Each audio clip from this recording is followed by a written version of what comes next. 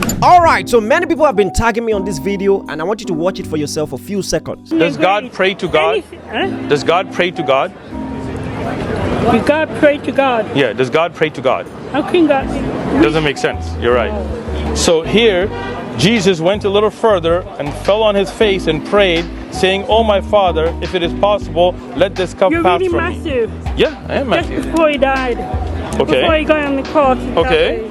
They were crucifying him. Okay. That's why he had to pray.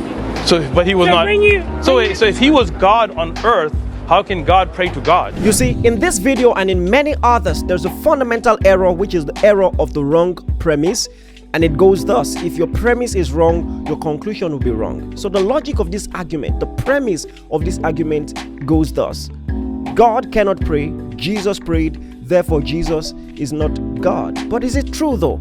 I'm going to prove to you both in the Quran and in the Bible that that is far from the truth. I want to start with Hebrews chapter 1 from verse 8. I want you to follow me closely.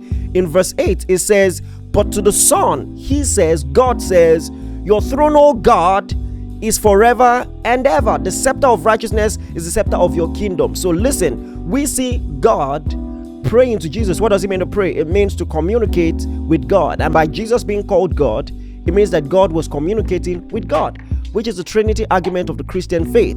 All right. And so here we see God communicating with God. So can God pray?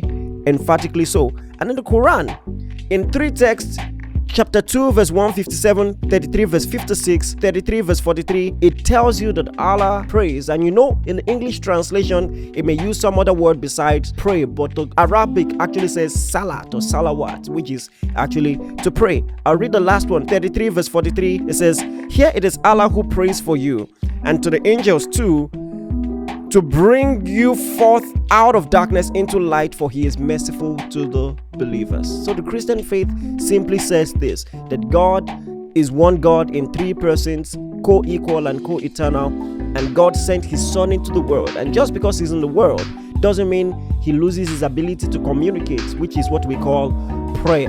And in fact, if you're having a problem with the fact that Jesus prays and you think that because Jesus prayed, he therefore isn't God, think about it. In the prayers that he made, are these the words of a mere man? Look at John chapter 17, for instance. Jesus is praying here. And in verse 1, it says, "Father, the hour has come, glorify your Son, that your Son may glorify you." What man would dare pray like this? In verse 2, he says, "As you have given him authority over all flesh." Authority over all flesh.